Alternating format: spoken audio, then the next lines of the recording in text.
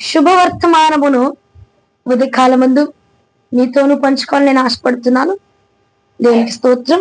ఇక వాక్యంలోనికి వచ్చేస్తే ఈ పూట ఉదయకాలమందు అంశము దైవజనుల కొరకు నిలబడే అభిషేకం ఉందా? ఏమండి అంశం చెప్దామా? దైవజనుల కొరకు నిలబడే అభిషేకం ఉందా? ఈ మాటతో ప్రభు నాతో మాట్లాడారు. నాకు ఈ మాట చూపించి ప్రభులు వారు అన్నారు, దైవజనుల కోసం నిలబడాలన్నా మనకి ఏముండాలి? అభిషేకం ఉండాలి. మనం అభిషేకించబడాలి అన్నారు. నిజమా ప్రభా? అభిషేకం ఉండాలంటే అవును, అనాయింటెడ్ పర్సన్స్ మాత్రమే దైవజనుల కోసం భారం కలిగి నిలవబడగలుగుతారు. అయ్యో నా దైవజనుడు ఈ భారంలో ఉన్నాడు, నా దైవజనుడికి కొంచెం సపోర్ట్ గా నేను ఉండాలా, నా దైవజనురాలకి నేను ఒక సపోర్ట్ గా ఉండాలి అని అభిషేకించబడిన వారు మాత్రమే నిలవబడగలుగుతారు అని ప్రభు నాతో మాట్లాడుతుంటే, ఏంటి ప్రభా ఈ వర్తమానం కొంచెం ఇంట్రెస్టింగ్ గా ఉంది, అభిషేకించబడిన వాళ్ళు మాత్రమే నిలబడతారా అంటే నేను వెళ్ళి ప్రార్థన చేసిన వాళ్ళందరూ నిలబడరా? చిన్నపాటి బాధ. అంటే నేను అనుకుంటా నా దగ్గర ఉన్న వాళ్ళు నా వాళ్ళే అనుకుంటాను కదండి. దేవుడు అన్నాడు అభిషేకించబడిన వారు మాత్రం. ఇప్పుడు మోషే చేతులు ఎప్పటి నుంచో చాలాసేపు నుంచి ఎత్తి ఉండగా నొప్పి వస్తున్నాయి. అది అందరూ ప్రజలందరూ చూస్తున్నారు. ఎవరైనా వచ్చి తన చేతులను ఆదుకున్నారా? ఎవరు రాలేదు. వాళ్ళు వచ్చి నిలబడలేకపోయారు. ఇద్దరు మాత్రమే నిలవబడగలిగారు.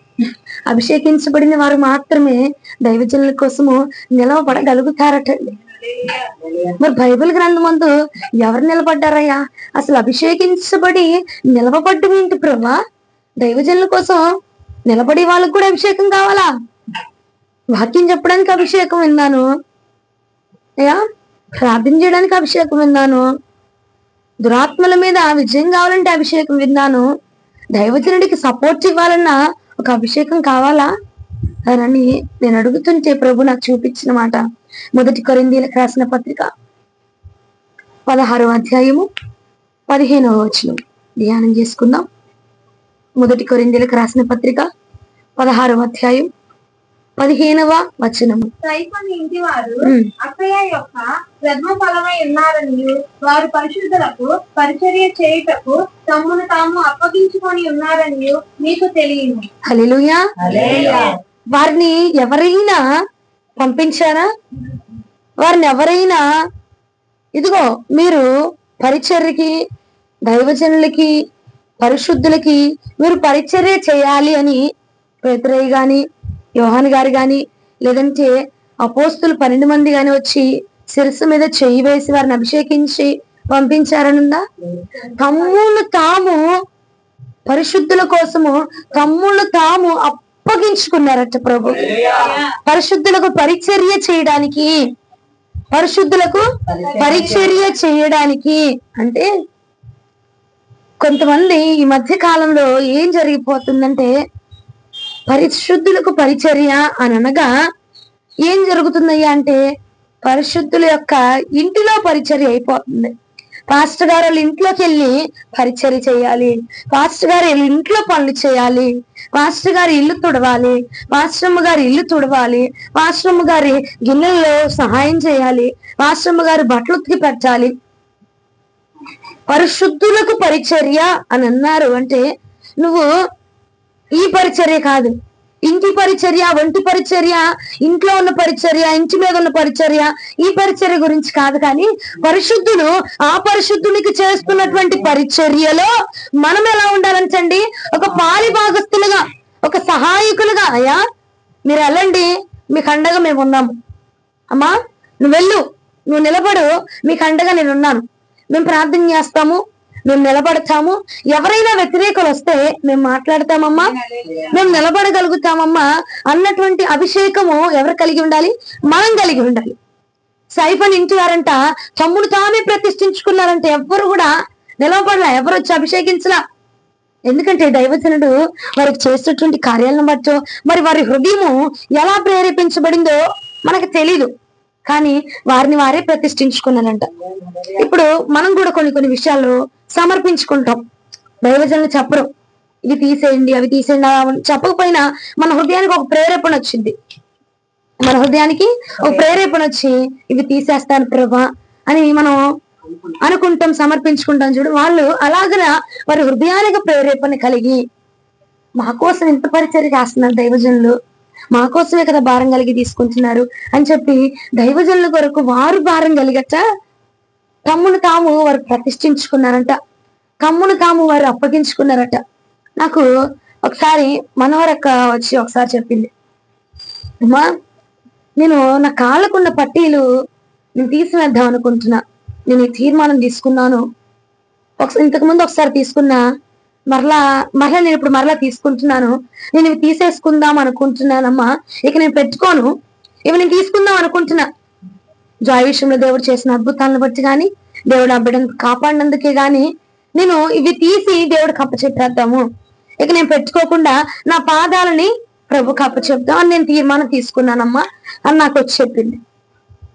ఇప్పుడు నేను వెళ్ళి అమ్మా నువ్వు పట్టీలు తీసేయి, దేవుడు నిన్ను నీ కుటుంబాన్ని బలపరిచాడు, బిడ్డను బ్రతికించాడు, నువ్వు పట్టీలు తీసేయి నేనేం చెప్పానండి చెప్పలా.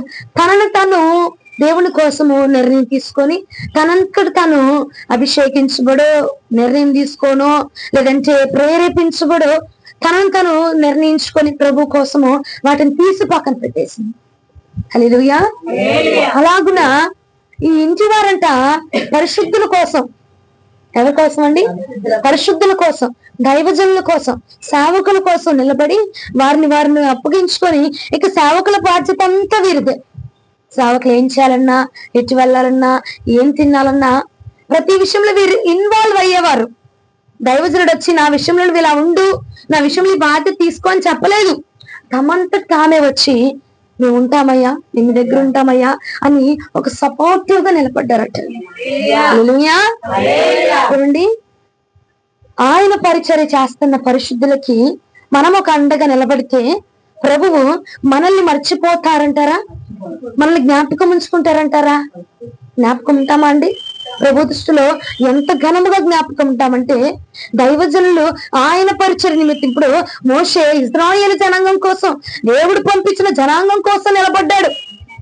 అలాంటప్పుడు అహరోను వెళ్ళి ఆయన చేతులు కండగా నిలబడితే దేవుడు అహరోను కచ్చ తల మొదలుకొని గడ్డముల మీద నుంచి అంగీల అంచుల వరకు కూడా అహరోనుని అభిషేకించి, లేవి గోత్రముల్లో నా యొక్క మందిరములోనికి ఎవరైనా వచ్చి నాకు ధూపాన్ని నైవేద్యాన్ని అర్పించాలంటే అది అహరోను మాత్రమే, అహరోను కుటుంబం మాత్రమే అర్పించాలి, అహరోను బిడలు మాత్రమే అర్పించాలి.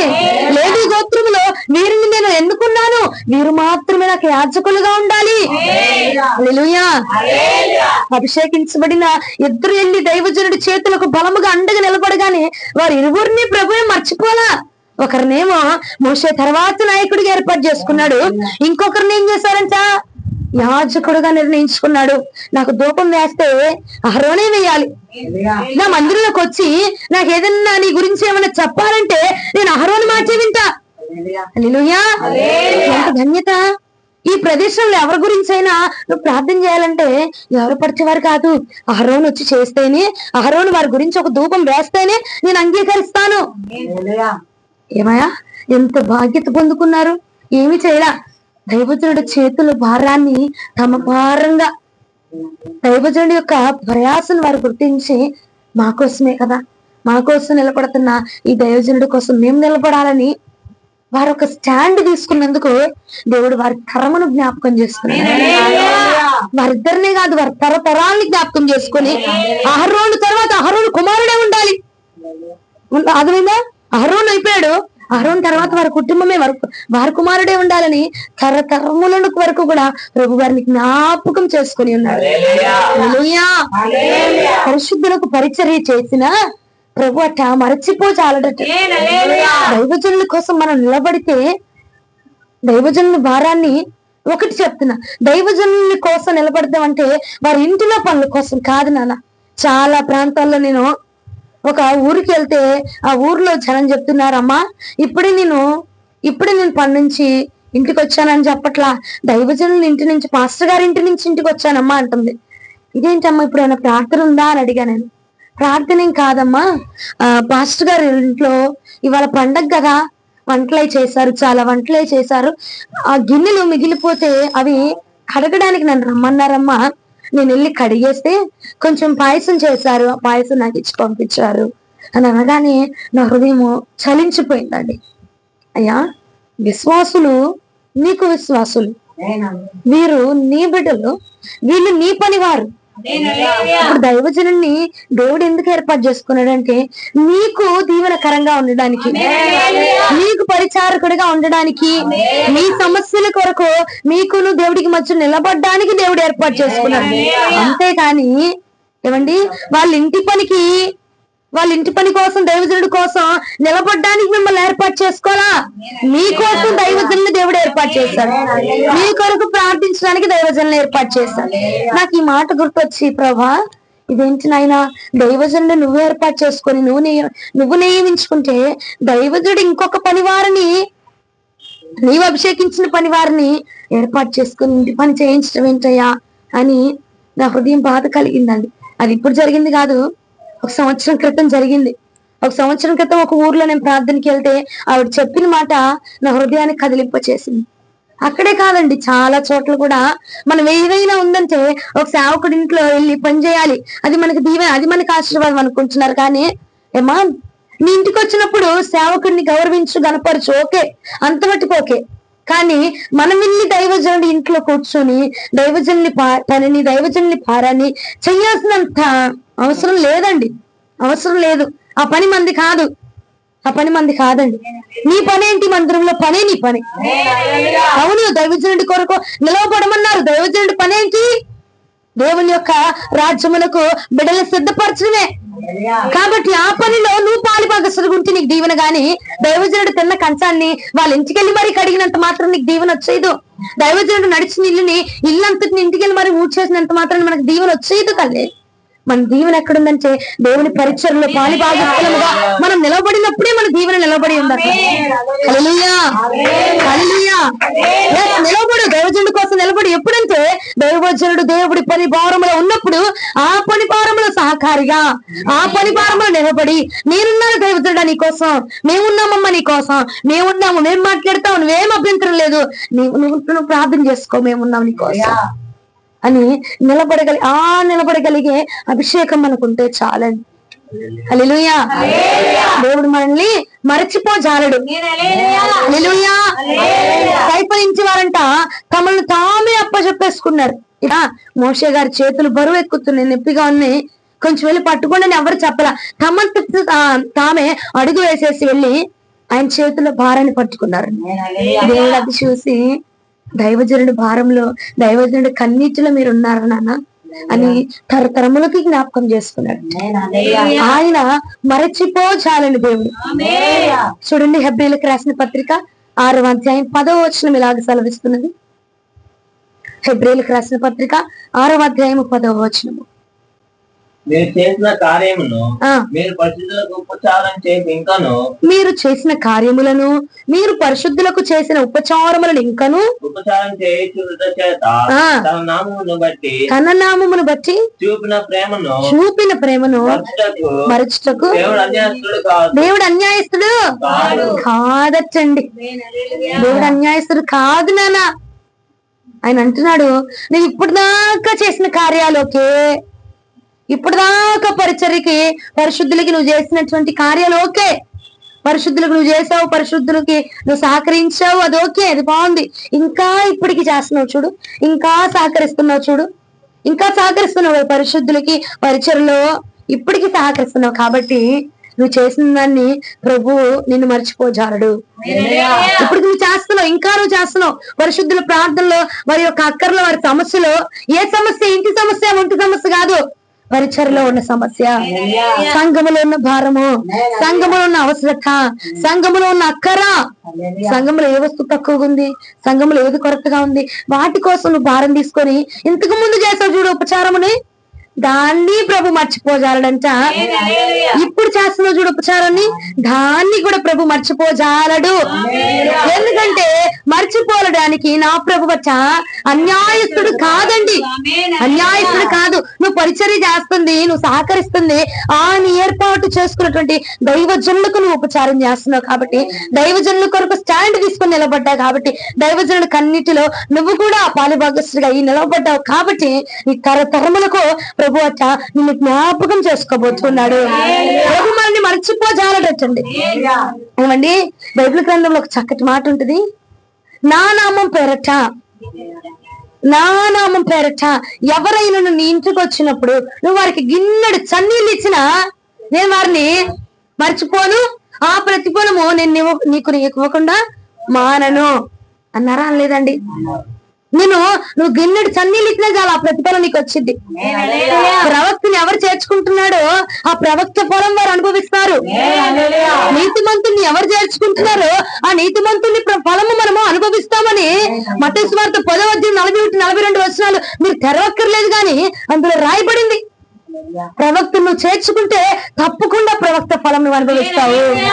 ఏమండి, నీ ఇంటికి వచ్చిన దైవజనుడికి కడుపు నిండా నువ్వు ఆహారం పెట్టి సంతోషముగా తిరిగి పంపిస్తుంటే ఆ సంతోషము, ఆ దైవజనుని యొక్క దీవెన నీ ఇంటి మీద నిశ్చయంగా నిలిచిపోయింది. ఏమండి, అది ఆ ఒక్క పూటకే కాదట, తరతరాలకి నిలిచి ఉండింది. దైవజనుడు సంతోషంతో ఏదైతే ప్రవచించి వెళ్ళాడో ఆ ప్రవచనం తరతరాలకు ఉంచబడిద్దట. నీతిమంతుడు నీ ఇంటికి వచ్చినప్పుడు నీతిమంతుడు నువ్వు చేర్చుకున్నటువంటి ఫలమును దేవుడు ఆ ఫలమును ఊరకే మిగల్చడు, నీకు ఆ ప్రతిఫలాన్ని తిరిగి నీకు ఇస్తాడంట. 42వ వచనంలో ఉంది, నా నామం పేరిట శిష్యుడిగా ఎవరైనా వచ్చారనుకో వాళ్ళకి గిన్నెడు చన్నీళ్ళు చాలు, చాలు. నీకు చదవద్దని చెప్పాగా, చిన్న గ్లాసుడు చన్నీళ్ళు చాలు, నేను మర్చిపోను నిన్ను మర్చిపోను. అందుకే అన్నాడు హెబ్రీయులకు రాసిన పత్రిక 6:10 అంటున్నాడు, ఇంతకు ముందు నువ్వు చేసిన ఉపచారములే గాని ఇప్పుడు నువ్వు చేస్తున్న ఉపచారంలే గాని. అంటే ఇంతకు ముందు సేవకులు ఇంటికి వచ్చినప్పుడు ఘనంగా చూసుకున్నావు, ఓకే, అది కాదు, దాని విషయం కాదు. కానీ ఇంతకు ముందు పరిచర్యలో ఏమైనా అక్కర ఉందనుకో, అక్క మనందరి చేసుకుందాం అని నీలో నువ్వు మాట్లాడి, ఒక లీడర్ గా నువ్వు నిలబడి, ఒక న్యాయవాదిగా నువ్వు నిలబడి అందరినీ ప్రోత్సహించి ప్రతి విషయంలో సంఘం అక్కర్లో నువ్వు తోడై ఉండి చేసావు చూసావా, అవి నేను మర్చిపోజాలను. ఓకేనా? చేసినవి మర్చిపోను, ఇప్పటికి చేస్తున్నవి కూడా నేను మర్చిపోజాలను అని ప్రభు సెలవిస్తున్నాడు. హల్లెలూయా, హల్లెలూయా. చూడండి, ప్రవక్తని చేర్చుకుంటే ప్రవక్త ఫలం ఇస్తా అన్నాడు, దైవజనుని చేర్చుకుంటే దైవజనుని ఫలం ఇస్తా అన్నాడు, నీతిమంతుని చేర్చుకుంటే నీతిమంతుని ఫలం ఇస్తా అన్నాడు. అలాంటిది దైవజనుడి యొక్క పరిచర్య భారంలో నువ్వు స్టాండ్ తీసుకొని నిలబడతా ఉంటే ఆ ప్రతిఫలం మనకు రాదంటావా? వస్తుందా? రాదండి. తరముల వరకు వచ్చిద్దండి. వచ్చి నీ దైవజనుడు నువ్వు ఒక్క పూటే పెడుతున్నావు, ఒక్క పూటని దైవజనుడు తృప్తిపరుస్తున్నావు. ఆ తృప్తిపరిచి తరువాత దైవజనుడు వెళుతున్నప్పుడు నీ ఇంటిని దీవిస్తున్నాడు చూసావా, ఆ దీవెన ఒక్క పూటతో ఆగిపోయేది కాదు, ఆ దీవెన ఒక్క రోజుతో ఆగిపోయేది కాదట. నీ తరతరములకు, నీ పిల్లలకు, వారి పిల్లలకు, వారి తరములకు ఆశీర్వాదకరంగా ఉండబోతున్నది. హల్లెలూయా. అదండి ప్రవక్త ఫలం అంటే, అది దైవజనుడి ఫలం అంటే. ఒక్క పూట నువ్వు పెడుతున్నావు, ఒక్క పూటే సంతోషంగా నిన్ను దీవించాడుతున్నాడు దైవజనుడు, సంతోషంగా నిన్ను దీవిస్తుంది దైవజనురాలు. ఆ దీవెన నీ తరాలకు ఆశీర్వాదకరం, నీ నుంచి ఆశీర్వాదం అలాగనే పాస్ అయిపోతా ఉంటది అట్లా. హల్లెలూయా. కాబట్టి ఈ పూట దేవుడు నాకు ఈ మాటలు చూపించన్నాడు. మరి దైవజనుడి కోసం నిలబడే అభిషేకం నీకుందా? ఇంట్లో నిలబడే అభిషేకం కాదు నాన్న, ఇంటి పరిలో నిలబడే అభిషేకం కాదు. దైవజనుడు ఇంట్లోకి వెళ్ళి అంట్లతో మేమా, దైవజనులు కాలు పట్టాలు ఉచ్చామా, అది మనకు ఆశీర్వాదం అనుకోని చాలా మంది చేసేస్తున్నారు. అది కాదు అసలైన దీవెన, అది కాదు, అది కాదు. ఏదంటే దేవుని పరిచర్లో ఆయన పాలుభాగస్తుగా ఉన్నాడు చూసావా, ఆ పరిచర్లో సపోర్ట్ చాలు, ఆ పరిచర్లో అండగా నిలవబడచాలు. ఆ పరిచర్లు అయ్యా మీరు వెళ్ళండి, మేము ఇక్కడ ఉండి మీకోసం ప్రార్థన చేస్తాం. అమ్మా నువ్వు వెళ్ళి అక్కడ నువ్వు మాట్లాడు, నువ్వు వాకింగ్ చెప్పు, మేము ఇక్కడ ఉండి నువ్వు ఎంతసేపు అక్కడ చెప్తున్నావో మేము అంతసేపు ఇక్కడ నీకోసం మొరపెడతామమ్మా, నీకోసం ప్రార్థన చేస్తామమ్మా, అనేక ఆత్మలు పట్టుబడాలని మేము ప్రార్థన చేస్తామమ్మా. అది చాలు, ఆ సపోర్ట్ చాలండి దైవజనులు. ఏమండి, ఎంత వట్టిగానే వెళ్ళిపోతారు, ఎంత వట్టిగానే వెళ్ళిపోతారు. అలాంటి విశ్వాసం ఉంటే దైవజనులు ఎక్కడ ఆగరండి. నాకు తెలిసి మీరు వెళ్ళండి అయ్యా, మేము ప్రార్థన చేస్తాం, అమ్మా నువ్వు వెళ్ళురా అమ్మా, నువ్వు వెళ్తున్న వాళ్ళ కోసం వెళ్ళు. ఏ ప్రార్థన ఉందో నువ్వు మా గ్రూప్ లో పెట్టి దాన్ని చూసుకొని మేము ఎక్కడున్నా ఏ పనిలో ఉన్నా నువ్వు వెళ్ళిపో, మేము మా పనిలో ఉంటే మేము ప్రార్థన చేస్తాం నీకోసం. ఏమన్నా అవసరం ఉందా అని నన్ను అడగకపోయినా నువ్వు ప్రార్థన చేసి తెలుసుకొని ఆ అక్కర్లో నువ్వు సహకరిస్తున్నావు చూడు. మందిరానికి కావాల్సిన సౌండ్ సిస్టమ్ లో కానీ సౌండ్ బాక్సులు కానీ దేనికైనా కొంతమంది సాపలు సహకరించారు, కొంతమంది కొన్ని విధాలుగా చాలా విధాలుగా సహకరించారు. వాటిలో ప్రభు అంటున్నాడు నిన్ను మర్చిపో చాలును. హల్లెలూయా. దానికంటే ముందుగా నేను ఒకటి మాత్రం నా ప్రార్థనలు ఎప్పుడు నేను జ్ఞాపకం చేసుకుంటా, మిమ్మల్ని బట్టి మాత్రం నేను చాలా సంతోషిస్తానండి, చాలా సంతోషిస్తాను నేను మిమ్మల్ని అందరిని బట్టి. ముఖ్యంగా నేను ఇక్కడికి రావడానికి కారణం అక్క మనోరక్క గాని రవణ్య గాని వీళ్ళు నేను ఇక్కడ రావడానికి కారణమైన వారు. వాళ్ళని బట్టి ప్రతిరోజు నేను ప్రభుకి కృతజ్ఞతలు తెలియపరచుకుంటా. వారిని వాడుకొని నిజంగా వారు నా కోసం నిలవబడకపోతే నేను ఇక్కడ నిలవబడేదాన్ని కాదు. దైవజనుల కోసం వారు నిలబడ్డారు కాబట్టి వారు ఉపచారమే చేస్తారా, సహకరించారా, నిలబడ్డారా, మాట సాయం చేశారా, అదేమైనా ఆది ప్రభుకు తెలియదు. ఆ ప్రతిఫలము దేవుడు ఇవ్వక మరవడు, ఇవ్వక మర్చిపోడు.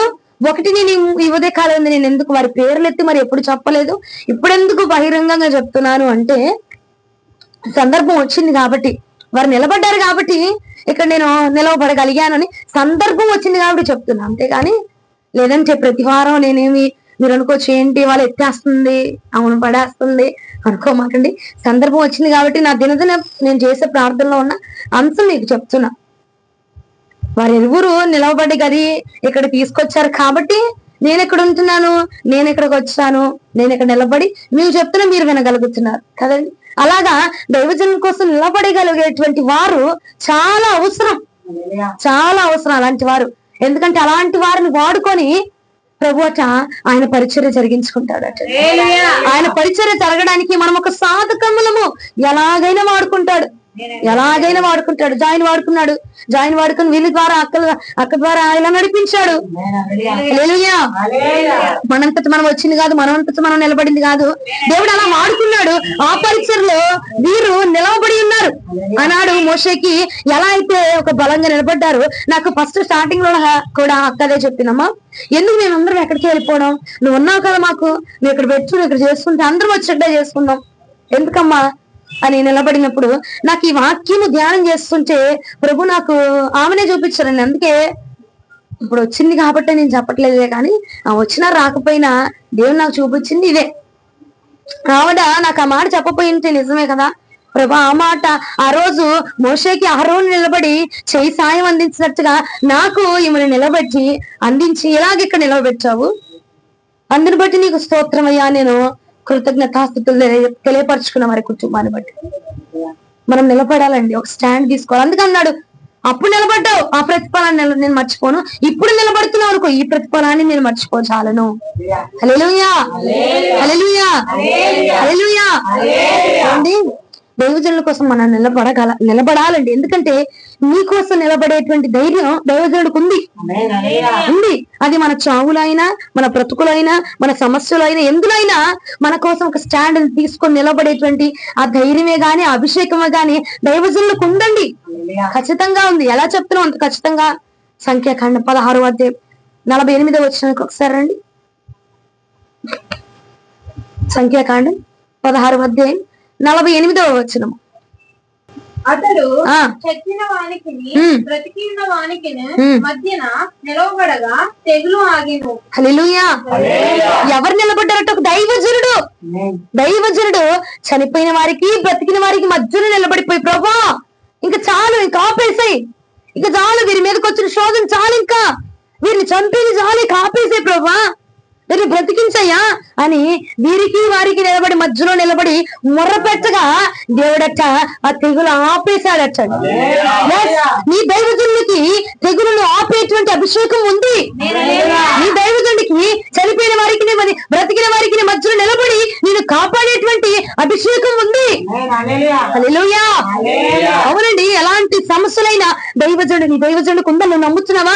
అయితే ఏం చేశారు? సైఫన్ ఫ్యామిలీ మొత్తం కూడా నిలబడిపోయి తమకు తాము పరిశుద్ధులకు పరిచయం చేయడానికి అప్పచెప్పేసుకున్నారు. హల్లెలూయా. మోషే నిలబడిపోయాడు. చనిపోయిన వారికి బ్రతికిన వారికి మధ్యగా నిలబడిపోయి, ప్రభా ఇక చాలు, కాపు నువ్వు చెప్పింది చాలు, ఇక తెగిలి ఆపేసాయి ప్రభా, ఇకైనా వీరినైనా బ్రతకనివ్వు, వీరినైనా కాపాడు, ఇంతవటికి నువ్వు శోధించింది చాలు, ఇంతవటికి నువ్వు పెట్టింది చాలు, ఇంతవటికి వీరి మీదకి వచ్చిన సమస్య చాలు నాయనా, ఇక చాలు, ఇక ఆపే ప్రభా, నీ దాసురాలనైనా నేను మొరుపెడుతున్నా, నీ దాసులైనా నేను మొరుపెడుతున్నా అని చెప్పి దైవజనుడు నిలవబడి ఆ తెగులను ఆపగలిగాడటండి. హల్లెలూయా. మన తెగులను ఆపగలిగేటువంటి అభిషేకం దైవజనులకు ఉంది. మనల్ని బ్రతికించే అభిషేకం దైవజనులకు ఉంది. అది శారీరకంగా అయినా గాని, ఆత్మీయంగా అయినా గాని, మానసికంగా అయినా గాని, భౌతికంగా అయినా గాని మనల్ని లెగిచి మరలా బ్రతికింప చేసేటువంటి అభిషేకం దైవజనులకు దేవుడు అనుగ్రహించాడు. అభిషేకం. మరి అలాంటి దైవజనుల కోసం మనం నిలబడగలుగుతున్నామా? అలాంటి దైవజనుల కోసం నిలబడగలుగుతున్నామా? తెగులను ఆపే దైవజనుడు అండి, సమస్యను ఆపే దైవజనుడు అండి, మనల్ని బ్రతికించే దైవజనులండి. వారి కోసం నిలబడే అభిషేకం మనకు ఉందంటావా? సైఫన్ అసలు నాకు భలే ఆశ్చర్యమైంది. కుటుంబం మొత్తం, ఒకరు కాదంట, సైఫన్ కుటుంబం మొత్తం, చిన్నపిల్లలు ఉన్నారా, పెద్దవాళ్ళు ఉన్నారా, ముసలి వాళ్ళు ఎవరున్నా ఫ్యామిలీ కూడా పరిశుద్ధులకు పరిచర్య చేయడానికి అప్పచెప్పేసుకున్నారంట. వారిని వారు అప్పచెప్పుకున్నారంట. మేమందరం ఈ పరిచర్లో ఉండాల్సిందే, మా కుటుంబం అంతా దేవుడి పరిచర్లో ఉండాల్సిందే. నేను ఒక పరిచయం చేయాలి, మా అబ్బాయి ఒక పరిచయం చేయాలి, మా ఆయన ఒక పరిచయం చేయాలి, మా తండ్రి ఒక పరిచయం, ఇలాగా ఎందులైనా, అది వాష్రూమ్స్ కడగడమే గాని, మందిరంలో పాస్టర్ గారి ఇంటిలో కాదు నేను చెప్తుంది, పాస్టర్ గారి ఇంట్లో కాదు, మందిరంలో కప్పులు కడగడమే గాని, మందిరంలో ఊడడమే గాని, మందిరంలో మాప్ స్టిక్ వేయడమే గాని, మందిరంలో చాపలు వేయడం, దేనిలో మేము ఉంటే చాలయ్యా, మా కుటుంబం మొత్తం ఏదైనా ఒక పరిచయలో ఉంటే చాలయ్యా అని సైఫాన్ కుటుంబం మొత్తం నిలబడిపోయిందంటండి. తమను తప్ప అప్పు చెప్పుకున్నారట పరిశుద్ధులకు పరిచయం చేయడానికి. అలాంటి అభిషేకము ఈ ఉదయ కాలమందు మన మీదికి దిగి వచ్చునుగాక. ఆపే దైవజనుల పక్షముగా నిలబడేటువంటి అభిషేకం మనకు కలుగునుగాక. ఈ సమస్యను ఆపే దైవజనుల పక్షముగా నిలబడయా, నువ్వు వెళ్ళు అమ్మ, నువ్వు ప్రార్థన చేసుకున్నా, మేమున్నావు నీ కోసం ప్రార్థన చేయడానికి, నువ్వు ప్రార్థన పెట్టుకో, ఎవరేమైనా అడ్డుగా వచ్చి మాట్లాడా మేము నిలబడతామమ్మా. అట్లాంటి అభిషక్తులు, అలాంటి అభిషేకం కలిగిన వారు ఈ ప్రాంతంలో లెగ్గుచుదురుగాక. దైవజనుల కొరకు లెగ్గుచుదురుగాక. దైవజనుల కొరకు నిలబడుదురుగాక. నిజంగా నేను మిమ్మల్ని అందరిని బట్టి, ఒక్క అక్కని బట్టే కాదు, మిమ్మల్ని అందరిని బట్టి నేను చాలా సంతోషిస్తా ఉంటా. వ్యూలక్క గాని, ముఖ్యంగా ఇస్సాకు చాలా ప్రతి విషయంలో అక్కకి ఇది కావాలి, అక్కకి ఇది ఉండాలి, అక్కకి ఇలా చేయాలి అని ప్రతి విషయంలో చాలా సపోర్టివ్గా నిలబడతాను. నేను ఎప్పుడు చెప్పలా, నాన్న నాకు ఇలాగుండు, నాకు ఇది తీసుకురా, నాకు వాటర్ బాటిల్ తీసుకురా, నాకు మీరు నమ్మరు కానీ నేను వాటర్ తాగుతుంటే నా పక్కనే కింద కూర్చొని ఆ వాటర్ బాటిల్ మూత కూడా తీసిస్తాడండి. నేనంట అది అంత వద్దు, నాకు అంత అర్హత వద్దులే, అంత హెచ్చింపు మనకొద్దు, నా బాటిల్ నాకు ఇచ్చే నేను తీసుకుంటా అంట. అంటే నేనేం వెళ్ళి చెప్పేలా. ఇంతకు ముందు తనే కాదు, వాళ్ళ అమ్మగారు కూడా అంతే. వాళ్ళ అమ్మున్న సేమ్ ఇప్పుడు నాతో ఇస్సాకు ఎలా ఉంటున్నాడో అలాగే ఉండి అలాగే పరిచయం చేసేది ఆవిడ, అలాగే నాతో పాటు వచ్చేది. నాకు ఎవరైనా కనీసం నాకు తినే ప్లేట్ కూడా ఆవిడ తీసుకొచ్చి ఇచ్చేది, ఎవరి చేతుల మీదకి ఇప్పించేది కూడా కాదు. మేమే ఉండాలమ్మా, నేనే ఇవ్వాలి అని ఎవరైనా నా దగ్గరికి మాట్లాడడానికి వస్తున్నా ముందుగా ఆవిడే వినేసి వచ్చి నాకు వచ్చి చెప్పేది. నేనేం వాళ్ళకి చెప్పలా, ఇలా ఉండండి, ఇలా చేయండి అని. దేవుడు ఆమెకు ప్రేరేపించి, దేవుడు ఆమెకు దర్శనం చూపించి, మా కుటుంబం అంతా నీ దగ్గర ఉండాలమ్మా, మా కుటుంబం అంతా నీ దగ్గర ఉంటామమ్మా అని ఆమెతో చాలా వచ్చి చెప్పిందండి.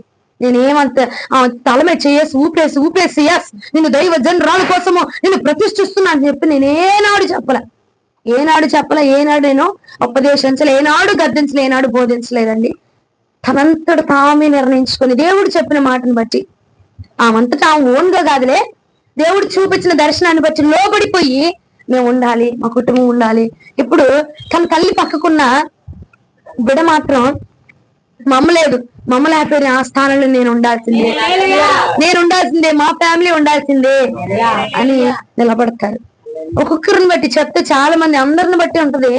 అందరూ అలాగా నిలవబడగలిగితే నేను అదే అనుకుంటా, దైవజనులు ఎవరికి ఉందో లేదో నాకు తెలియదయ్యా, నాకు ఇలాంటి బిడ్డలను ఇచ్చినందుకు నీకు వందనాలు, ఇలా నా కోసం నిలబడే పిల్లలందరిని ఇచ్చినందుకు నీకు వందనాలు ప్రభా, ఇంకా నిలబడే వారు లాగవాలి, అప్పుడే పరిచర్య వృద్ధి జరిగిద్ది. ఇప్పుడు మోషే చేతులు భారం అయిపోయింది, వారు వచ్చి చేతులు పట్టుకున్నారు కాబట్టి ఇంకా ఎక్కువసేపు చేతులు ఎత్తగలిగాడు కదండి. అలాంటి సహకారులు లెగించారనుకో ఇంకా ఎక్కువ పరిచర్య జరిగింది, ఇంకా దేవుని యొక్క ఘనత ప్రచురము చేయబడుతూ ఉన్నది. హల్లెలూయా. ఇంకా ఇంకా ఎక్కువగా జరగబడింది. నేను కానుకలు ఏనాడు అడగను, దశం భాగాలు ఏనాడు అడగను, ఒకటే అడుగుతున్నా, దైవజనుల కోసం నిలబడే అభిషేకం పొందుకోండి చాలు. ఆ అభిషేకం ఉంటే చాలండి, మన తరతరాలకి దీవెనట. ఒక్క చిన్న పనే కానీ అది మన తరాలకు దీవెనకరంగా ఉంటుంది. మనం చేసే చిన్న పనే, ఏం చేసా అక్క అంటే నాది చాపేసే డ్యూటీ, అది చిన్నదేం కాదు, అది నువ్వేసి అనేక మంది వచ్చి వాటి మీద కూర్చొని అభిషేకం పొందుకొని వాక్యాన్ని విని వారు విసర్జించి పొందుకొని బలపరచబడి తిరిగి వెళ్తున్నారు. వాటి మీద కూర్చో అంటే వారు ఎంత దీవించబడి వెళ్తున్నారు. నువ్వు వేసి చాపల మీద కూర్చొని ఎంతమంది దీవించబడి వెళ్తున్నారు. అది ఎంత ధన్యత అండి. ఆ యొక్క దీవెన ఎంత నీ కుటుంబానికి గాని నీ తరాలకు గాని మనుషుల ద్వారా రాకపోవచ్చు, కానీ దేవుడి ద్వారా తరతరాలకి దీవెన రాబోతుంది. హల్లెలూయా, హల్లెలూయా. ప్రజలు నాపే దైవజనుల కోసం నిలబడదామా? నిలబడద్దండి, నిలబడాలి. అభిషేకం కావాలి, మనకి కావాలి. ఎందుకంటే అదే మనకు బ్లెస్సింగ్ అండి, అదే బోలెడంత బ్లెస్సింగ్. ఇంటికి వచ్చిన నేను ఇంటికి వెళ్ళిన చాలా చోట్ల చాలా మంది చాలా అద్భుతంగా ప్రేమ, ఒక కూతురు లాగా తన వాళ్ళ ఇంట్లో మనుషులకు చాలా నన్ను ప్రేమగా స్వీకరించి చాలా ఇదిగా చూస్తారు. వారిని బట్టి కూడా నేను చాలా సంతోషిస్తానండి. ఎందుకంటే ఇతర దైవజనుల కోసం వారి గురించి నాకు తెలియదు, కానీ నన్ను దేవుడు మీ దగ్గరకు పంపించి మీరు నాతో అంత ప్రేమగా ఒక చెల్లిలాగే గాని, ఒక కూతురులాగే గాని, ఒక అక్కలాగే గాని నన్ను స్వీకరించి మీరు నాకు రాగానే ప్రేమతో నన్ను ఆహ్వానించడం గాని, సేకరించడం గాని, మీరు వచ్చి నేను రాగానే గుమ్మలోకి రాగానే మీరు నవ్వే ఆ చిరునవ్వు ఉండేది చూసారా, అది చాలు. అక్క వచ్చింది, అమ్మాయి వచ్చింది, చెల్లి వచ్చింది అని, పాస్టమ్ గారు వచ్చారని కొంతమంది, బ్లెస్సమ్మ వచ్చిందని కొంతమంది, ఆ నవ్వు చాలు ప్రభా, నేను వస్తే సంతోషించే బిడ్డల నుంచి ప్రభా అని నేను వచ్చిన ప్రతిసారి అనుకుంటా. ఈ పూట ఎందుకు ఇంత చెప్తున్నా అంటే దేవుడు ఇచ్చాడండి అవకాశం. ఇది మరలా ఇలాగా ఎప్పుడు ఫైర్ గా ఉండే అక్క ఈ రోజు ఏంటి ఎంత ప్రేమగా మాట్లాడుతుందంటే, సందర్భం వచ్చింది, దేవుడు సమయాన్ని ఇచ్చాడు. దేనికైనా సమయం రావాలి కదండి, దేనికైనా సమయం రావాలి. ప్రేమను వ్యక్తపరచడానికైనా, ప్రేమను చూపించడానికి. బయటికి చెప్పను, ఎందుకంటే బయటికి చెప్పారనుకో ఇక ఆ లాభలేం, మనం పట్టుకోలేం. ఇప్పుడు ఇస్సాకున్నాడు, ఇస్సాకుని బట్టి నేను సంతోషిస్తున్నానని చెప్పాను, ఇక ఆపలేం, పట్టుకోలేం. అందుకని ఎందుకు వచ్చింది చెప్పకుండా కామ్గా ఉంటే మిమ్మల్ని బట్టి నేను నా మనసులో కృతజ్ఞతలు చెప్పుకుంటా. ఆ దీవెన మీకు ఆల్రెడీ వచ్చేసింది, చెప్పాల్సిన అవసరం లేదులే, నేను చెప్పలేదు. కానీ ప్రభు ఈ పూట అవకాశం ఇచ్చారు కాబట్టి చెప్పే కృప వచ్చింది నాకు. అందరి బట్టి దేవునికే కలుగునుగాక. దైవజనుడి ఇంట్లో పరిచర్య గురించి మనం మాట్లాడుతుంది. శ్రద్ధగా ఆలోచించండి. మళ్ళీ గుమ్మం దాటాక దైవజనుడి ఇంట్లో పరిచర్య చేయమని అమ్మగారు అనుకోబోకండి. దైవజనుడి ఇంట్లో పరిచర్య వద్దు. ఎందుకంటే దైవజనుల పరిచర్యకి దేవుడు ఆయన చూసుకుంటాడు, ఆయనకే బలం ఇచ్చి చాలా చేసుకుంటారు. కానీ మనము ముఖ్యమైన పని ఏంటంటే దైవజనుడు తిన్నా తినపోయినా ఎవరు అడగరండి. అర్థమైందా? దైవజనుడికి ఉన్నా ఉండపోయినా నష్టంలే, కానీ ఆ దైవజనుడు మోసుకొచ్చే ఆహారం ఉంటుంది చూడు, ఆ ఆహారము తినకపోతే, ఆ ఆహారం రాకపోతే జనాలకు నష్టం కదండి. దైవజనుడు తిన్నా నష్టంలే, తినకపోయినా నష్టంలే. కానీ ఆ దైవజనుడు తీసుకొచ్చే ఆహారం మీరు తినలేకపోతే నష్టం. ఆ నష్టం జరగకుండా మనం ఏం చేయాలా? దైవజనుడి కోసం నిలబడి ప్రార్థించాలి. హల్లెలూయా. అమ్మా రేపయ్యా ఆదివారం ఉంది, నీ దాసరాలు నిలబెట్టుకో, బలపరుచుకోయా, బలాన్ని ఇవ్వు, ఆరోగ్యాన్ని ఇవ్వు, శక్తిని ఇవ్వు, మంచి వర్తమానాన్ని ఇవ్వు, మంచి ఆహారాన్ని ఇవ్వు అని నువ్వు సిద్ధపడి నువ్వు ప్రార్థన చేస్తున్నావు. అలా ప్రార్థన పరులు కావాలయ్యా. ఇంకో వేరే ప్రాంతానికి వెళ్ళారు పరిచయం చేయడానికి, ఆ ప్రాంతంలో వాడుకో, ఘనంగా నిలబెట్టుకో, నువ్వు దిగిరా ప్రభా, నీ సన్నిధి కొమ్మరింపజేయి, అనేక ఆత్మలు పట్టబడాలి ప్రభా అని ప్రార్థన చేసి, లేదంటే పరిచయం ఏమైనా అక్కరుందా, పరిచయం ఏమైనా సమస్య ఉందా, దేని గురించి అయినా బాధపడుతున్నాను తెలుసుకొని వాటి గురించి మనం మొరపెట్టి చేయగలిగే సహాయం చేసిన దానికంటే ప్రార్థన చాలా మిన్న కదండి. ప్రార్థన చేసినా చాలు, ప్రభువే సహాయం చేస్తాడు. ఇది ఒక్కరోజు దీవెన కాదు, తరతరాలకి దీవెనకరంగా ఉంటుంది. హల్లెలూయా. అభిషేకం ఉన్నవాడే తమ్ముడు తాము అప్పగించుకుంటాడు, అభిషేకం లేనివాడు అప్పగించుకోలేడండి. ఇప్పుడు చాలా మంది వస్తారు, అందరూ ప్రార్థన చేపించుకొని వెళ్ళిపోయే వాళ్ళే గాని ఎవరైనా భారం కలిగి ఉంటారా? ఎవ్వరు ఉండరండి. పరిచయలో భారం తీసుకునే ఎవ్వరు ఉండరు. అంతమంది ఇజ్రాయేల్ జనాంగాన్ని నడిపిస్తున్నాడు. వాళ్ళు ఎవరైనా మోషే చేతులెత్తింది మా కోసమే కదా, పాపను చేతులు నొప్పొచ్చి నిలబడుతున్నాడని ఎవరైనా కదిలేరా? ఆయన నిలబడింది చేతులెత్తింది వాళ్ళ కోసమే, కానీ కదలా. కొంతమంది కదలరు, అభిషేకం ఉన్నవారు మాత్రమే చేయగలుగుతారండి. అందుకే పోటన్నా నేను దైవజనుల కోసం నిలబడే అభిషేకం మనకు కావాలి. ఇంకా బైబిల్ గ్రంథంలో ఒక స్త్రీ ధనురాలైన షునేమీరాలు ఏం చేసింది? దైవజనుడు వస్తా పోతా వారి ప్రాంతానికి వస్తా పోతా అన్నాడని కానీ ఇంటి మీద ఇల్లు వేసేసి దైవజనుడి కోసం ఒక గది కట్టించేసి, ఆ గదిలో ఒక మంచం, ఒక లాంతర్ పెట్టించేసి, ఒక టేబుల్ పెట్టేసి, ఆయన బైబిల్ చదువుకోవడానికి కానీ ఏమైనా రాసుకోవడానికి ఒక టేబుల్ పెట్టించేసి ఆయన కోసం ఒక గది కట్టించేసిందంట.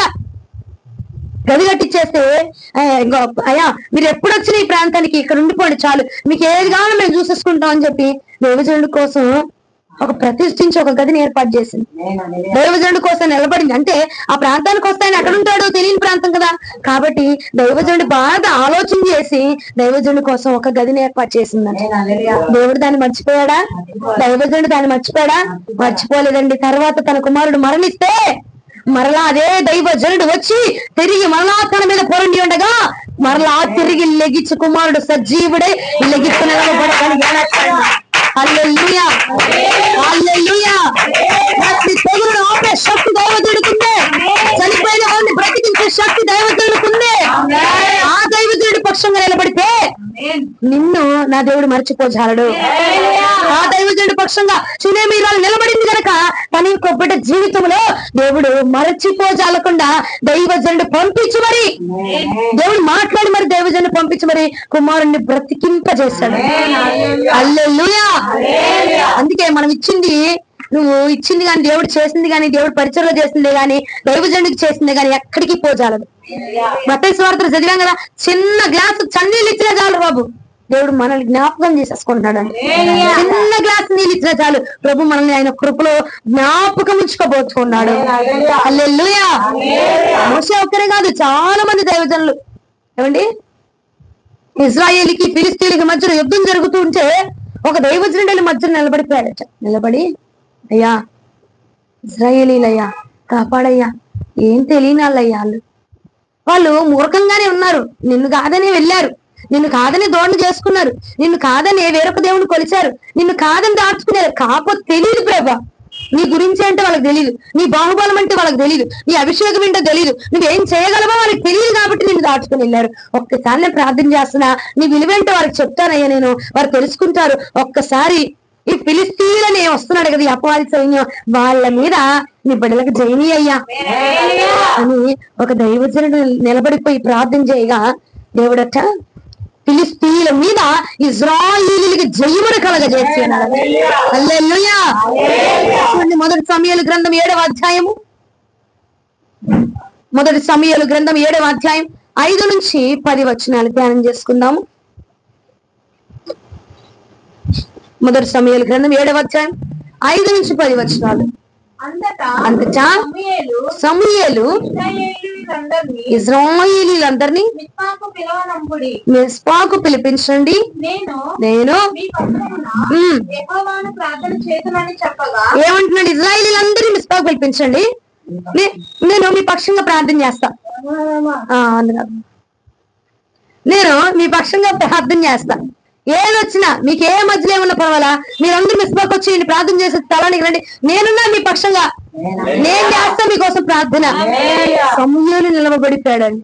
ఒక దైవజనుడు నిలబడాలి, నేనున్నాను కదా నాన్న, నేనున్నా మీకోసం, మీ తెగులు ఆపడానికి నేనున్నా, మీ యుద్ధాల్లో మీకు విజయాన్ని ఇవ్వడానికి నేనున్నా, నేను మీకోసం ప్రార్థన చేస్తాను, మీరందరూ మిస్బాక్ వచ్చేయండి అని పిలుపునంపించి వారు మిస్పాలో కూడుకొని నీళ్లు చేసి యెహోవా సన్నిధిని కుమ్మరించి ఆ దినము ఉపవాసం ఉండి యెహోవా దృష్టికి మేము పాపాత్ములమని ఒప్పుకొనిది. మిస్పాలో సమూయేలు ఇశ్రాయేలీయులకు న్యాయము తీర్చు వచ్చెను. ఇశ్రాయేలీయులు మిస్పాలో కూడి ఉన్నారని ఫిలిష్తీయులు వినినప్పుడు ఫిలిష్తీయులు సర్దారులు ఇశ్రాయేలు మీదకి వచ్చింది. ఈ సంగతి ఇశ్రాయేలీయులు విని ఫిలిష్తీయులకు భయపడి మన దేవుడైన యెహోవాను ఫిలిష్తీయుల చేతిలో నుండి మనలను రక్షించినట్లుగా మా కొరకు ఆయన్ను ప్రార్థన చేయక మానవద్దని సమూయేలు వద్ద మనవి చేసిరి. సమూయేలు పాలు ఒక గొర్రె పిల్లని తెచ్చి యెహోవాకు సర్వాంగ బలిగా అర్పించి ఇశ్రాయేలీయుల పక్షమున యెహోవాను ప్రార్థన చేయగా యెహోవా అతని ప్రార్థన అంగీకరించెను. సమూయేలు దహన బలి అర్పించుచుండగా ఫిలిష్తీయులు యుద్ధం చేయుటకై ఇశ్రాయేలీయుల మీదకి వచ్చింది. అయితే యెహోవా ఆ దినమున ఫిలిష్తీయుల మీద మెండుగా ఉరుములు కురిపించి వారిని తారుమారు చేయగా వారు ఇశ్రాయేలీయుల చేత ఓడిపోయింది. హల్లెలూయా, హల్లెలూయా. ఏమయ్యారట? ఎవరు ఓడిపోయారు? ఇశ్రాయేలీలా? ఫిలిష్తీయులు ఓడిపోయి ఇశ్రాయేలు కథ జయ పతాకమును ఎగరవేశారట. హల్లెలూయా. కారణం ఎవరు? సమూయేలు నిలవబడి నేను మీకోసం ప్రార్థన చేస్తాను, నేను మీకోసం మొరపెడతాను, నేనున్నా మీకోసం ప్రార్థన చేయడానికి, నేనున్నా మీకోసం, మీరేం భయపడబాకండి. ఇశ్రాయేలీయులు మీ మీదకి వచ్చారా? మీ మీదకి సైన్యం వచ్చిందా? మీ మీదకి అపవాది దూకాడా? మీ మీదకి ఏ యొక్క చేతబడి శక్తులు పనిచేస్తున్నాయా? ఏ ఒక్క మాంత్రిక శక్తులు పనిచేస్తున్నాయి? నేనున్నా మీకోసం ప్రార్థన చేయడానికి నేనున్నాను అని చెప్పి ప్రార్థన చెయ్యగా ఇశ్రాయేలీయుల కట్ట ఫిలిష్తీయుల మీద విజయము దక్కిందట. హల్లెలూయా. దైవజనుడికి ఉందండి ఆ బలం. నీ యుద్ధాల్లో నిన్ను గెలిపించేటువంటి, నీకు జయమునిచ్చేటువంటి ఆ బలము దైవజనులకు ఉంది. నీ దైవజనులకు ఉంది, నీ దైవజనురాలకు ఉంది. దేవుడు అనుగ్రహించి ఉన్నాడు. హల్లెలూయా. మరి అలాంటి దైవజనుల కోసం నిలబడే అభిషేకం మనకుందా? ఉందంటావా? భారం తీసుకొని, పరిచర్లు భారం తీసుకొని వెళ్తున్నావా అని ప్రార్థన చేయడం గాని, లేదంటే అవసరం ఉందని అక్కరుందని మొరపెట్టడం గాని, భారం తీసుకునే అభిషేకము, దైవజనుల కోసం నిలబడే అభిషేకము మన మీదికి ఉదయ కాలమందు వచ్చునుగాక, మనము పొందుకుందుముగాక. ఎందుకంటే వన్స్ నిలబడితే తరాలకే ఆశీర్వాదం అంటాడు. హల్లెలూయా, హల్లెలూయా. ఇప్పుడు దైవజనులు మన కోసం నిలబడగలరని మనం తెలుసుకున్నాం, అవునా? మనం ఏం చేయాలి? నిలబడాలి. బైబిల్ గ్రంథంలో ఎవరైనా నిలబడ్డారా? చూద్దామా ఒకసారి, రండి. బైబిల్ గ్రంథంలో ఒక దైవజనుడంట, ఒక దైవజనుడిని చంపాలని శత్రువులు వస్తూ ఉంటే అక్కడ శిష్యులంట ఆ దైవజనుడిని ఒక గంపలో వేసేసి, ఏమండి ఏం చేశారు? ఒక గంపలో వేసేసి గోడ దాటించి పంపించేశారంట. ఎందుకంటే అమ్మో నా దైవజనుడిని చంపేయడానికి వచ్చేస్తున్నారు, దైవజనుడిని చంపేయడానికి వచ్చేస్తున్నారు కాబట్టి దైవజనుడిని మేము కాపాడాలి, దైవజనుడి మీద శోధన రానివ్వకూడదు, దైవజనుడిని వాళ్ళ చేతికి చిక్కించకూడదు, దైవజనుడికి ప్రమాదం రాకూడదు, దైవజనుడు మరణానికి అప్పచెప్పకూడదు, ఆ దైవజనుడు మా పక్షంకి ఎన్నో మేలు చేశాడు, ఆ దైవజనుడు మాకెంతో భారాన్ని తీసుకొని మా కోసం రేయనక పగలనక కూర్చొని మొరపెట్టాడు, అలాంటి దైవజనుడిని మేము అప్పచెప్పకూడదయ్యా, అలాంటి దైవజనుల పక్షంగా మేము ఉండాలని చెప్పి దైవజనుడిని చంపాలని వస్తుంటే వీళ్ళు వెళ్ళిపోయి ఒక గంపను ఏర్పాటు చేసుకొని రేనుక ఆ గంపలో దైవజనులు కూర్చోబెట్టేసి గోడ దాటిచ్చేసారంట. గోడ దాటిచ్చేసి శత్రువు నుంచి తప్పింపజేసేసారంట. హల్లెలూయా. మన సమస్యలు పక్కన పెట్టు, దైవ